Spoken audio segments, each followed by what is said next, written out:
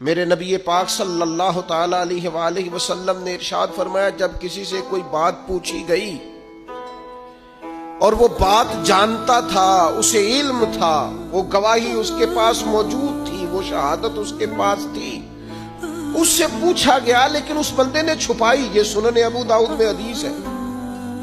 اللہ کے محبوب فرماتے ہیں قیامت کے دن اس بندے کے منہ میں اللہ آگ کی لگام ڈال دے گا۔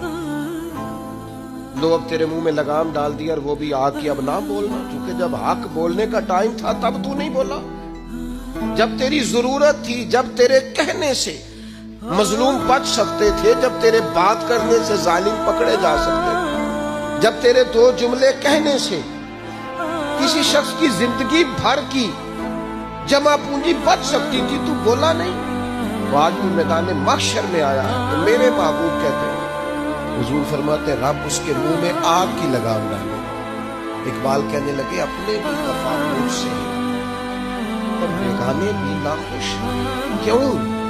میں کہتا ہوں وہی بات سمجھتا ہوں جسے یہ میری مجبوری ہے کہ میں نے ہمیشہ حق کہا ہے، تو اپنے بھی خفا مجھ سے ہیں اور بیگانے بھی ناخوش۔